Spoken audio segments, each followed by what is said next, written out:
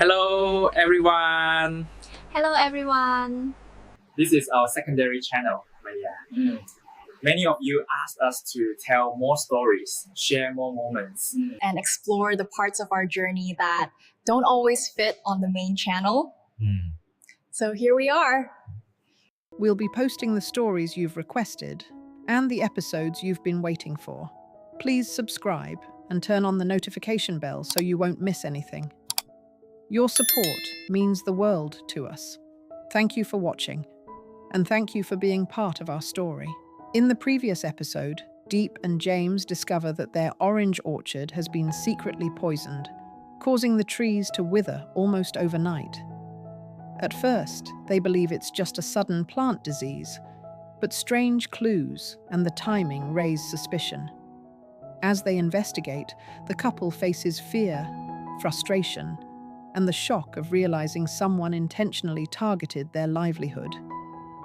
Despite the damage, they stand together, determined to uncover the culprit and protect what remains of their home and future. The night of truth. The house was quieter than usual that night. Outside, the wind rolled gently over the hills, brushing past the orange trees and slipping through the loose edges of the old windows. Inside, the small living room glowed with a soft, warm light. The TV was off. The only sound was the faint ticking of the wall clock and the slow, steady breaths of little Nye sleeping in the next room. Diep sat on the edge of the couch, her hands clasped together so tightly her fingers had gone pale. She had rehearsed this conversation in her head 100 times. Every version went wrong. In some, James shouted at her. In others, he didn't say anything at all. He just walked out and never came back. The fear of those imagined endings had kept her silent for weeks, maybe months. But tonight, the silence itself felt worse than anything he could possibly say. The front door creaked open. James stepped inside, hair damp from the fog, shoulders heavy with the kind of exhaustion that didn't come just from work. It was the kind that sank into the bones, built from long days, long thoughts, and a heart that never fully rested. He closed the door quietly, as he always did, out of habit for Nie's sake. "Hey," he said softly when he saw Diep. There was a small smile in his voice, the one he saved only for her. It vanished when he looked closer. She didn't rise to meet him like she usually did. No teasing comment, no tired but gentle smile. Just those eyes, dark and dim, like a storm that had been turned inward. "Diep?" He frowned. "What's wrong?" "Can you sit down for a moment?"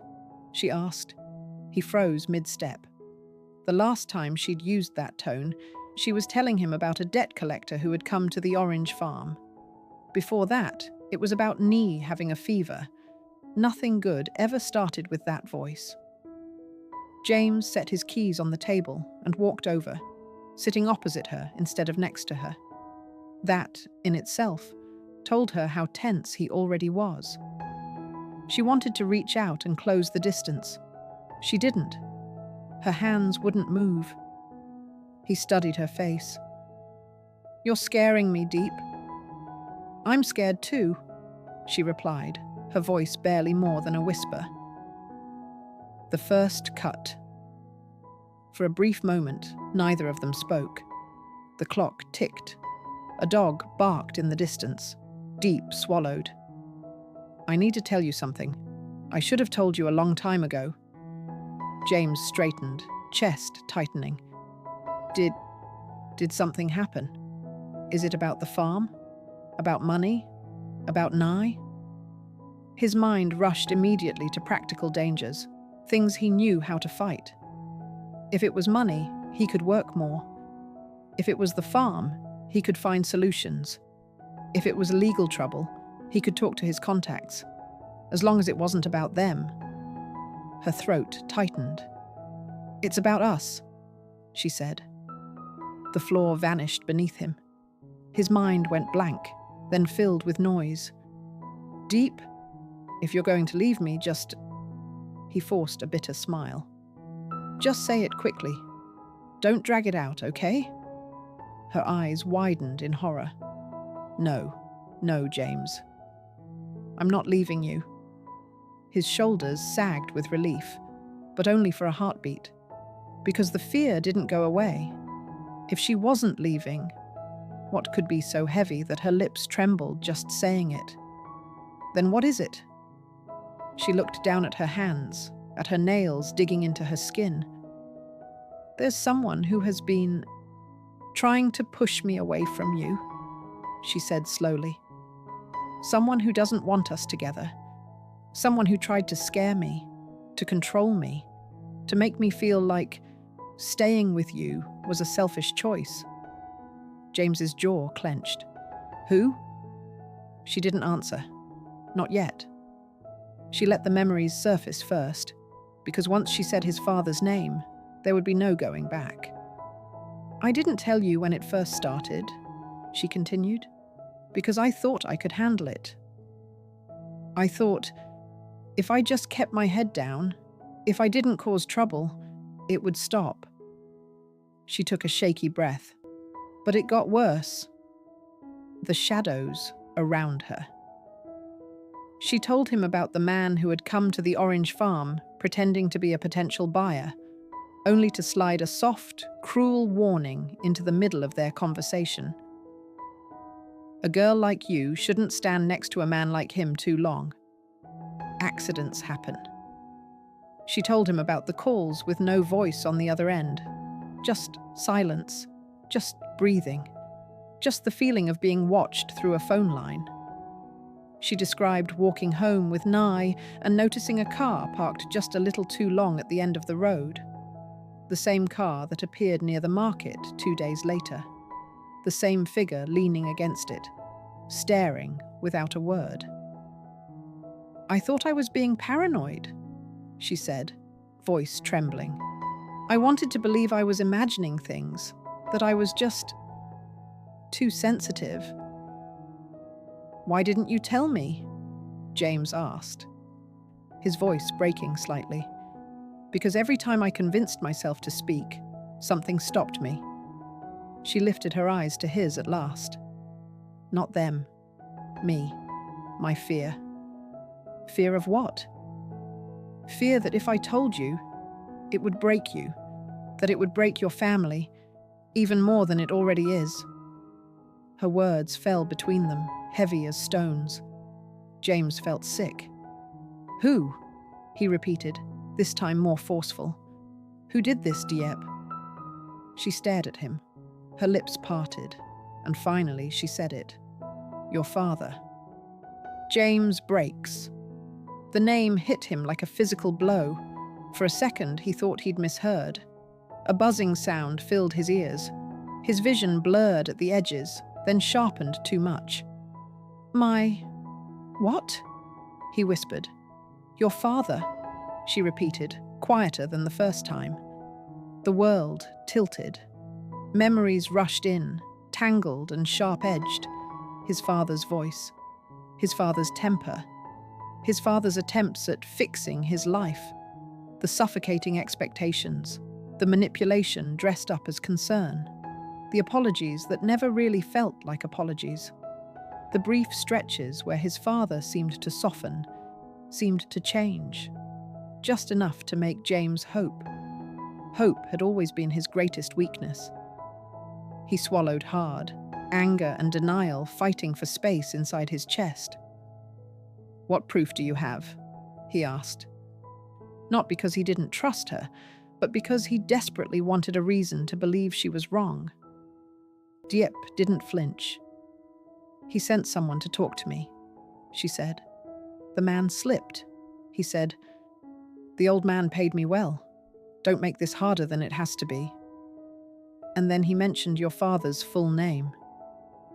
James's heart stuttered. That name wasn't common. Outsiders didn't just guess it. Diep continued, each sentence cutting deeper. He knew details only your father would know. When you were out of town, when you were busy with the DJ event. He knew when Nee would be at the farm. when I would be alone? God. James squeezed his eyes shut, trying to stop the room from spinning. I confronted him, Diep said, voice softer now. I asked why your father hated me so much. He said it wasn't hate. It was strategy. The word made James's stomach twist. He said your father was afraid, she whispered. Afraid that if you stayed with me and with Nye, you'd never leave this place. You'd never become the man he wanted you to be. James let out a shaky, humorless laugh.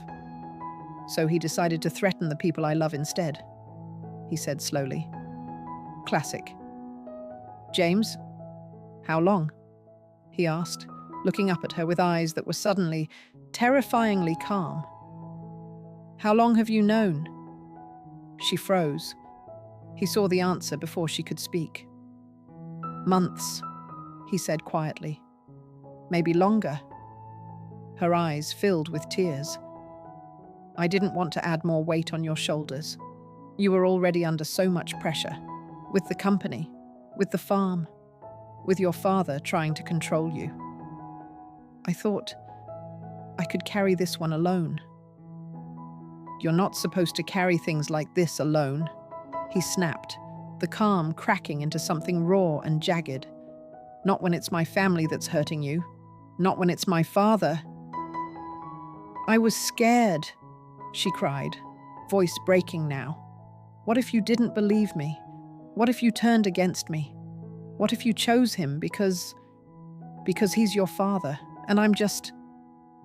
Don't you dare say just, James growled, his chest heaving. You are not just anything. The words came out harsher than he intended, and Diep flinched. His heart twisted immediately. He dragged a hand over his face. I'm not angry at you, he said, forcing his voice softer. I'm angry at him, at myself, at the fact that I didn't see any of this. You couldn't have known, she murmured. But I should have, he whispered back. Between love and blood. He stood up abruptly, pacing the small living room. His footsteps were heavy, uneven. On the shelf, a drawing Nee had made of the three of them, James, Diep, and Nye, smiled innocently back at him. He stared at it for a long moment. How am I supposed to look at him now? James said, more to himself than to her. How am I supposed to sit across from him and pretend I don't know he's been pulling strings behind my back? That he's been terrorizing you? Threatening the safety of the woman I love and a little girl who has never hurt anyone? His voice shook at the last words. Diep rose from the couch, but she didn't move closer yet. She knew better than to crowd someone whose heart was spiraling. I didn't want to make you choose, she whispered, between him and me. Between blood and this. She gestured around them, the tiny house, the modest furniture, the simple, fragile life they'd pieced together with worn hands and stubborn hope. James turned to look at her.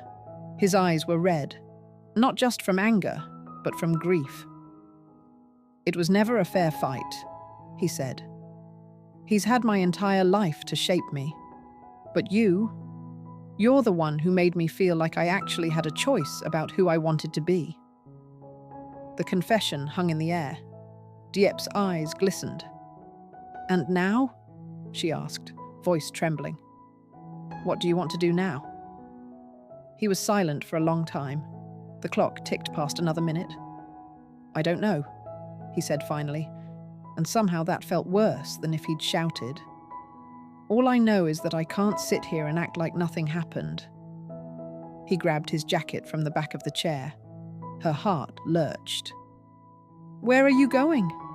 I just need to think, he replied. You can think here, she said quickly. We can talk. We can... He shook his head. If I stay, he whispered, I'm going to say something I don't mean, or I'm going to break down in front of you. And right now, I don't even know which one scares me more. He moved toward the door. She stepped in front of him. James? He stopped. She gently placed a hand over his chest, feeling his heart hammering beneath her palm. I'm sorry, she said. I know this hurts you more than I can imagine, but I told you because I trust you, because I believe in you. Whatever you decide to do, I'll accept it, even if it scares me. He looked at her as if trying to memorize her face. Then, slowly, he covered her hand with his. I don't know what I'll do, he said honestly. But I know this much. You did nothing wrong. None of this is your fault. If anyone should be ashamed, it's him, not you. Her eyes overflowed. He gently pulled away. Lock the door after I leave, he murmured. Stay with me. Don't open for anyone. Where will you go? She whispered. He hesitated. Then he lied with the kindest intention. Just for a drive. The bar at the edge of town. The night air hit him like a slap. He inhaled deeply, hoping the cold would clear his head. It didn't. Everything inside him remained tangled, a knot of anger, confusion, pain, and a grief he hadn't had time to name yet. He got in the truck. The engine rumbled to life, the sound shaking through the silence of the countryside. He drove with no clear destination, letting muscle memory take over while his mind went elsewhere. Images flashed in his head. His father's face, Diep's tears, Nai's drawings on the wall, the way his father had once told him, family is everything. He almost laughed. Eventually, the road curved toward a dim cluster of lights, a bar he recognized from a much younger, much more reckless version of himself. He pulled over. For a moment, he just sat there. Hands gripping the steering wheel, forehead resting against his knuckles. He could turn back now. He knew he should. Instead, he opened the door. The bar smelled like stale smoke and cheap cologne. Low music drifted from an old speaker. A few tired-looking men sat hunched over their drinks, their eyes fixed on nothing at all. James walked to the counter and slid onto a stool.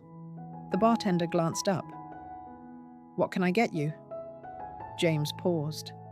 Back at the house, Diep had told him the truth, and it felt like something inside him had cracked open. Something deep, something old.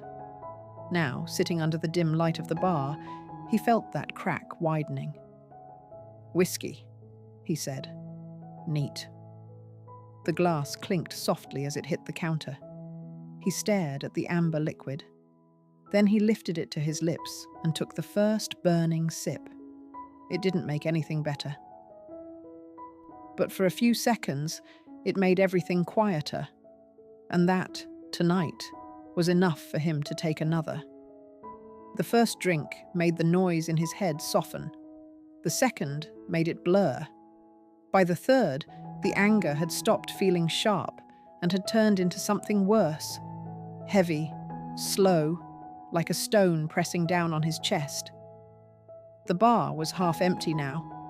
Someone was laughing at a table in the corner, but it sounded far away, like it belonged to another world.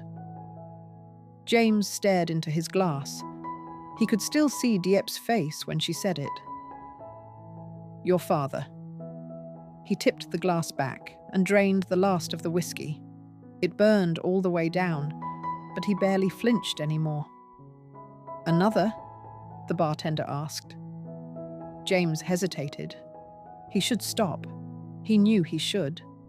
But the idea of going home, or worse, going to bed with all this swirling inside him, felt impossible. Yeah, he muttered. One more. The bartender nodded and refilled his drink. James didn't reach for it right away. His hands were resting on the counter, fingers splayed, knuckles tense. The mirror behind the bar showed a man he barely recognized, eyes red, jaw clenched, shoulders hunched like he was bracing for a blow. He thought of his father's voice, calm and cold, telling him what he should do with his life, who he should marry, what kind of son he should be. He thought of Diep's voice, shaking as she told him what that same man had done behind his back. And somewhere between his past and his present, something inside him snapped. He grabbed the drink. This one went down faster. The decision. By the time he stepped outside, the air felt different, colder, sharper. The sky was a deep, heavy blue, clouds smearing across it like bruises. The parking lot was mostly empty, just a few scattered motorbikes and his truck waiting under the flickering street lamp. James leaned against the side of the truck and closed his eyes. He could go home. He could pretend he didn't know anything. He could swallow the truth, like he'd swallowed so many things before, and try to move on. He almost laughed out loud at the thought. No, he couldn't live with that, not this time. His father had crossed a line he didn't even know existed until tonight. He opened his eyes and slid into the driver's seat. The engine growled to life. As he drove, the familiar roads looked strange. The world outside his window felt unreal, like scenery in someone else's dream. The trees, the empty fields, the solitary houses with their dim lights, it all blurred into motion and shadow. He wasn't even sure when he consciously decided to go there. All he knew was that his hands turned the wheel on their own, and before long, he was no longer headed toward the small house he shared with Diep and Ni. He was headed toward the house he'd grown up in, his father's house. That's our story for today. Please subscribe so you don't miss what happens next. In the next episode, James doesn't go home. Driven by anger, fear, and a decision he can't take back, he heads straight to his father's house in the middle of the night. There, under cold white lights and years of buried resentment, father and son finally stop pretending. A cruel ultimatum is laid on the table. If James refuses to leave the woman he loves and little Nye, his father cannot guarantee their safety. Pushed past his limits, James snaps. One argument spirals out of control, and a single reckless moment threatens to destroy everything he was trying to protect.